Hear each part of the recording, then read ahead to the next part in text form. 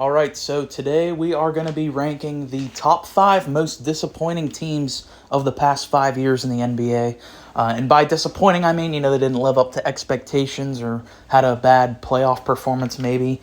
And please feel free to leave in the comments down below if I missed one, a big one.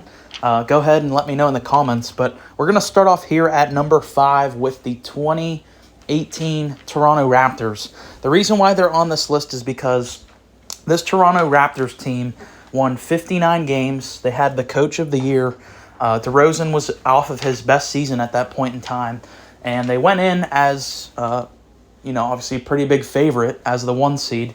And, years past the Toronto Raptors, they gave the Cavs some series. In 2016, they went to, I think, 6 games or 7 maybe. I can't remember exactly, but it was a real series. And the reason it sticks out in 2018 is because this was the year a lot of people, myself included, felt like this is the year the Raptors could realistically beat the Cavs. And that's because Cleveland lost Kyrie Irving, so he was no longer there as a running mate for LeBron. Kevin Love was kind of banged up still and just not really the version of himself he once was. So a very depleted Cleveland Cavaliers roster. And that was really viewed as the only team in the East that was going to, stop the Raptors. That was they're the 1 seed, but they got to get through the Cavs, even though the Cavs had a much worse record. And what happened whenever they matched up in the second round? They got swept.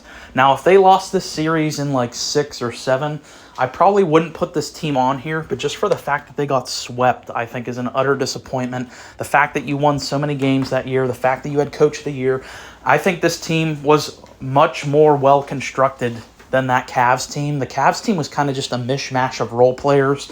They scrambled at the deadline to kind of throw something together. And then just LeBron completely overtook the Raptors. And a lot of people argue that 2018 was LeBron's best version. It's hard to say just because of how many great seasons LeBron has had over his career. But 2018, I think, definitely stands out just for the fact that, he didn't have an all-star caliber player with him. At least during the playoffs, he didn't. And he dragged them all the way to the finals. And, yeah, the Raptors were a victim of that in the second round. So they're here at number 5.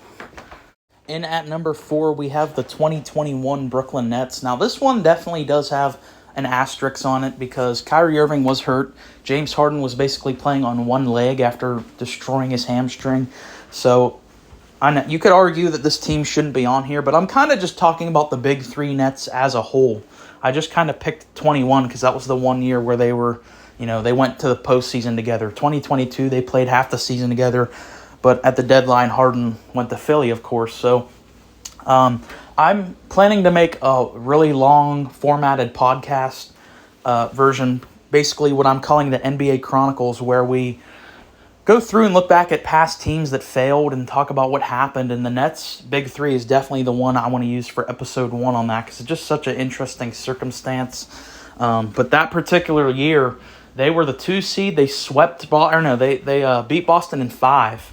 And they were matched up against Milwaukee. And this is where I say, you can kind of argue they probably shouldn't be on this list because they pushed the eventual champions to 7 games with Harden and Kyrie basically being non-factors in that series. Basically, KD on his own, and he was insane that series.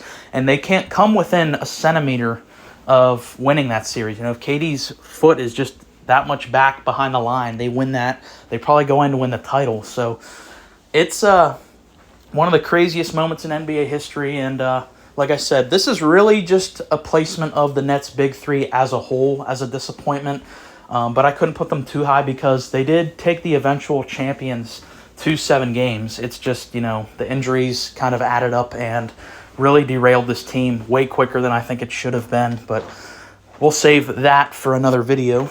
Coming in at number 3, we have the 2019 Boston Celtics. And, on paper, if you're just looking back, this might not look like a very disappointing team because they did lose to the reigning MVP Giannis in the second round. However, the hype around this team going into the 2019 season was insane. I mean, a lot of people were basically just penning in the Celtics to be the Eastern Conference representative for the finals. And they probably should have been. They got to the Eastern Conference Finals a year prior in 2018 without arguably, what a lot of people consider to be their two best players. Gordon Hayward destroyed his leg in game one of that season, so he missed that entire season. Then Kyrie missed a large chunk of the end and didn't play in the playoffs in 2018. So going on that insane run without your arguably two best players and then adding those two guys back on top of the depth that you already have with Brown, Tatum, Horford, Smart, and now getting Hayward and Irving back. There was just so much hype around this team, and it's insane how quickly this team unraveled, because they went from the favorite to get out of the East to losing in the second round in 5 games, and they were broken up that offseason when Kyrie left for Brooklyn. It's insane. I think it's pretty clear that this team did not get along at all in the locker room, and this is why you have to take into account there's a difference between something looking good on paper versus something happening good in reality. And Kyrie, this is where he kind of got dubbed as a locker room cancer, something that's always kind of followed him around. Now, obviously, I don't know Kyrie Irving personally. I don't know if that's a fair thing, but it's definitely a stigma that I think started here with Boston due to there's many leaked arguments between Marcus Smart and Marcus Morris yelling at each other, and Kyrie just pissed off and not talking to anyone, and Tatum doesn't know what to do because he's 19. So it was a mess. It really was. I don't think Brad Stevens was the best personality for that type of team. You need kind of an alpha male to really rein it in. And like I said, to go from at the start of the year, you go from we're the favorites to win the East to lose in the second round in 5. And then to have your, at that time, what a lot of people consider to be your best player, Kyrie, leave that very year is just, it's insane how quickly the Kyrie Boston era just blew up, because I thought he was going to be there for the rest of his career. It seemed like whenever he initially got traded to Boston, it seemed like he was all in, like he loved it, and it seemed like they had a really good fit, and it just did not work out at all. And it just shows you, like I said, on paper doesn't always equate to winning on the actual court. So very interesting team here at 3. In at number 2, we have the 2020 Milwaukee Bucks, and I know that the picture on screen is from when Giannis won it in 2019. However, I just wanted to use this to show that he was the back-to-back MVP. So there is heightened expectations on you when you're a back-to-back MVP.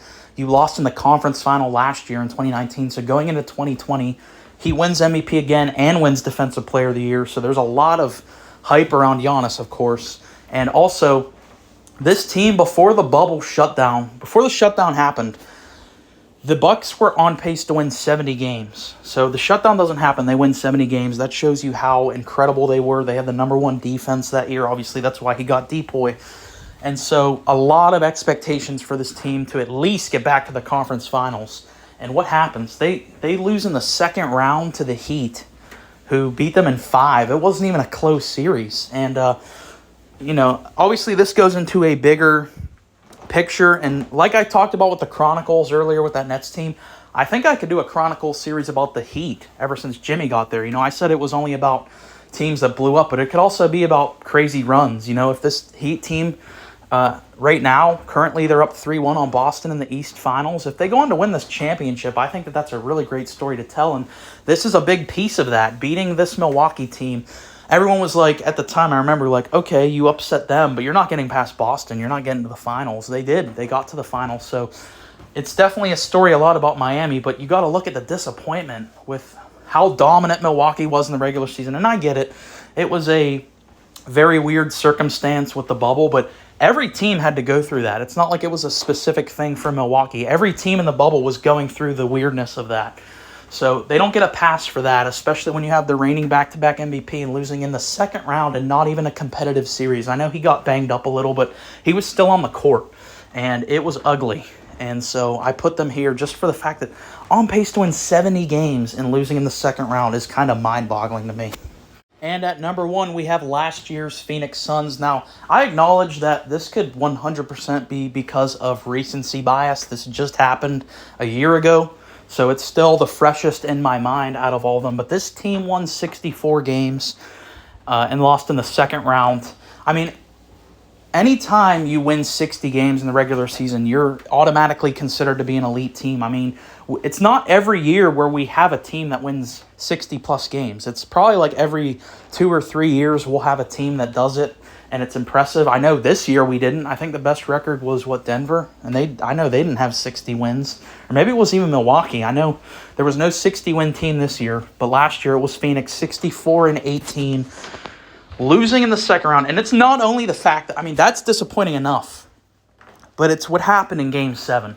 And if you pay any attention to basketball last year, you know exactly what I'm talking about, what happened in Game 7. They were down by like 50 by halftime. I mean, this was on their home court as well. And I get it, Luka Doncic is one of the 5 greatest players in the league right now. But that team outside of Luka was not very good. I mean, Jalen Brunson was good. He's not as good as the New York version he's been this year, but he was good last year. Dinwiddie was good. These are good little pieces. But for a 64-win team to lose in the second round and in embarrassing fashion, for me, makes them the most disappointing team of the last 5 years. You could argue some of these other ones, just given expectations, maybe the Bucks should have been in this spot. But to me, this was a complete humiliation, and I think it kind of signified the end of Chris Paul as an elite player, because he was god-awful in that Mavericks series. He only had like 2 good games in the Pelicans series in the first round. And this year, you've seen Chris Paul was nowhere near the level he once was, especially in terms of his scoring. You know, his dual threat ability is completely gone. And there's rumors that he won't even be on the Suns next season, which I can definitely believe them trying to shop him around. So that has been my 5 most disappointing teams of the past 5 years. If I missed one, please let me know. I'd be very interested to see that. But if you made it this far, thank you. Please like and subscribe. See ya.